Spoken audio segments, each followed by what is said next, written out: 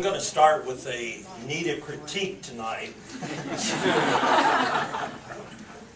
John and Joe, I want to talk to you about overstatements and just slight exaggerations about the next speaker. When you do an opening statement and you promise too much, it will come home to bite you in the ass.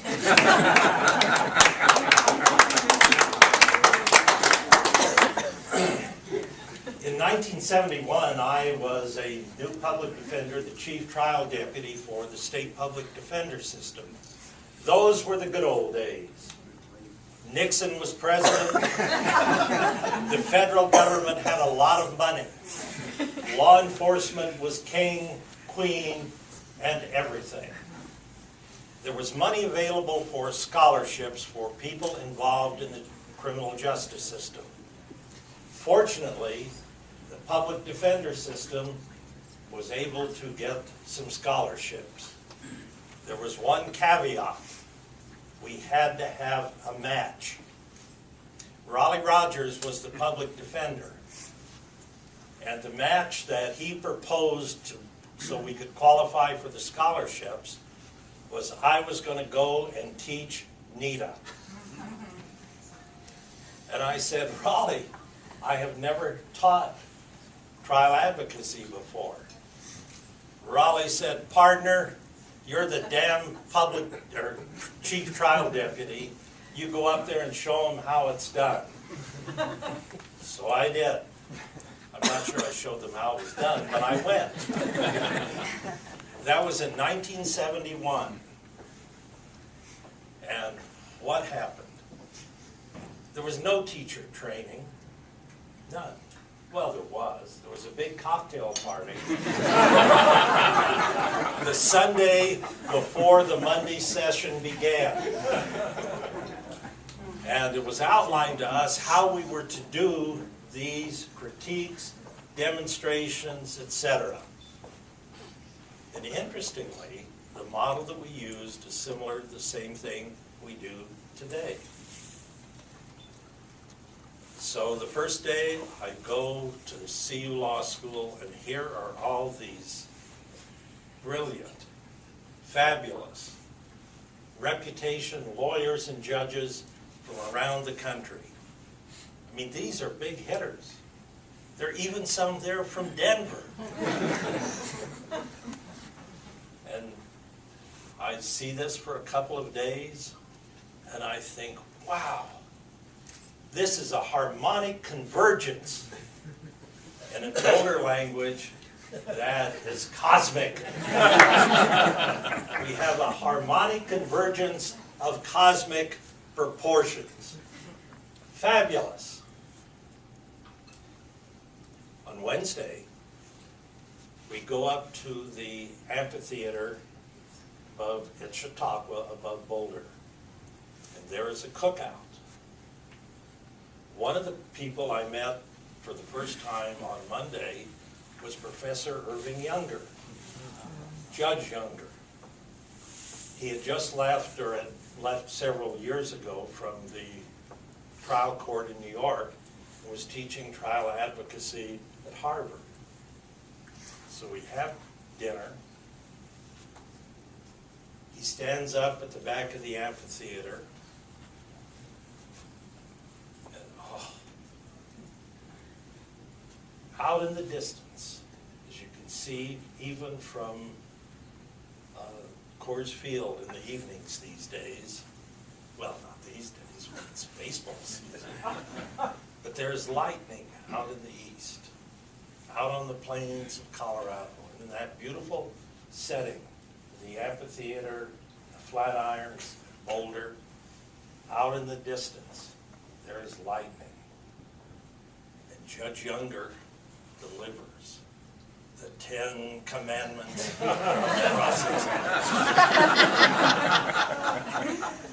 So, we have a cosmic event of biblical proportions.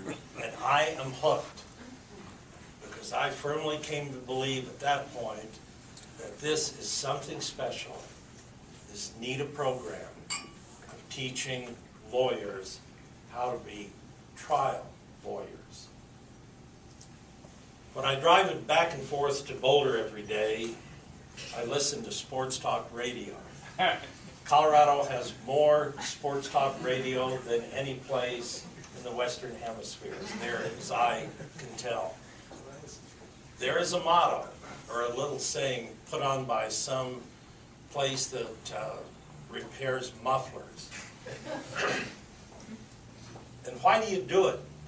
Just brakes or just mufflers, whatever she says. And a question that could be asked of me is, why do you do it, Bill Neighbors? Because I love it. I love teaching and watching young lawyers progress and learn the trial skills that are important to representing their clients in a court, in an administrative proceeding, wherever.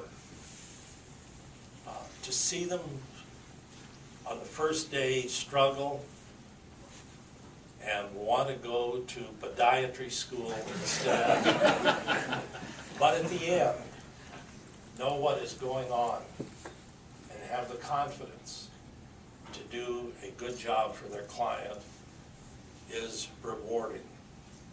The ability of young men and women who are beginning lawyers, or even some who've been around for a while, to be able to look at a judge or jury, particularly a jury, and explain in human terms why their client is right and should win is a very uplifting experience.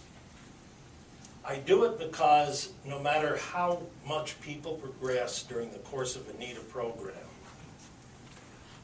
everybody feels better about themselves. The level of self-confidence grows each time somebody performs. They feel better. And as a teacher, I feel better. I've had the privilege of doing NITA programs in San Diego, in Tucson, Albuquerque, at Harvard, the National. Speaking of Tucson, Joe and I taught there when it was still the Southwest Regional Program. But one of the years I was there, a faculty that I had obtained to be on our team, her name was Sandra Day O'Connor. Don't call me Sandy. Some idiot in the class called her Sandy. Just a wonderful, brilliant, intelligent lawyer. And shortly after the course was over, she was nominated to the U.S. Supreme Court. I will say, I was not team leader for long. When Justice O'Connor was there, she wasn't a justice then, she was a Court of Appeals judge. We all paid strict attention to what she had to say.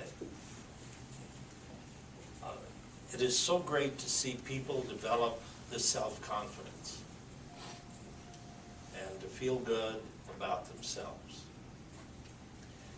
There is another reason why I love teaching NITA. It's very selfish. It made my job easier as a trial and appellate judge. The clarity of thought and precision of language that we try and instill in lawyers is so helpful to judges, because whether somebody makes an objection or makes an argument, or you're reading it in a brief,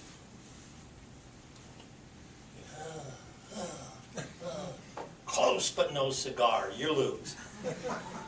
The NITA-trained lawyers are able to articulate what it is that's happening. Let me give you a concrete example. At least a couple of times a month, what I do now in mediation, I will say to a NITA-trained lawyer, Tom, there is a bad fact in your case. This is bad stuff. What are you going to do about it? How are you going to explain it to the jury? The answer is, we'll file a motion in limine. My thought is, oh, we got that covered, not a problem. Then I say, Tom, what if the judge denies the motion? Well, we have good authority. No, you missed the question. What if the judge denies the motion? We'll appeal. Okay. And where are you going to appeal? To the Supreme Court. Oh, I see. You're going to lose the case, and then you're going to go down to 2 East 14th Avenue. Is that right? Yes. Now it's the Denver Post building, but I like to use the old address. The old address makes the story better, so that's what I'm going to use, 2 East 14th Avenue. The next question is, you're going to file your notice of appeal at 2 East 14th Avenue. Yes. Tom, do you understand what that building is? Well, it's the judicial building. No, I know that. But you know what it really is? It is a monument to losers.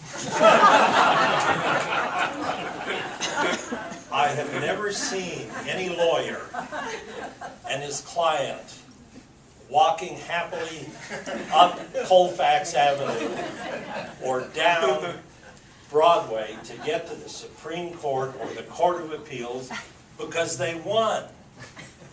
And I said the other thing you have to understand is on the 4th floor you look out the window and those steps,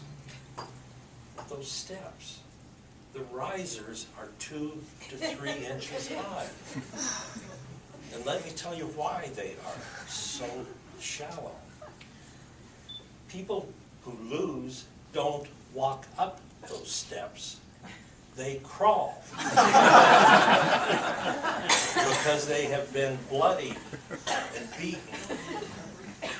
And they are coming up with their little notice of appeal, bloodstained, to say, I got screwed, help me. On the other hand, when I have this same conversation with a NITA trained lawyer, I will say, Joan, there's some bad facts in your case. What are you going to do? I'm going to file a motion in limine. Okay? But if it's denied, and I have read Oler versus United States, I don't care. I'm going to put the evidence in anyway. And I will embrace it. And I will use it. And I will make it a positive thing in the case. And we will win the case. That's what a NITA lawyer says. The non-NITA lawyer goes to what? Number 2. Crawl. The monument of losers. So that's what I'm talking about. NITA lawyers know what to do, how to do it, how to present the arguments. In closing, I would say this. I deeply appreciate, and so does NITA, all of you being here this evening. Most of you have taught with us at the Rocky Mountain Regional or other programs, and I can't say how much we appreciate the effort and the work that all of you have done. Mark Caldwell and I so very, very deeply appreciate and thank you for doing what you're doing with us and continuing to teach. It's been so much fun, so great, so interesting, so rewarding. It is fabulous. It is fabulous. And I hope I'm here for the 50th anniversary.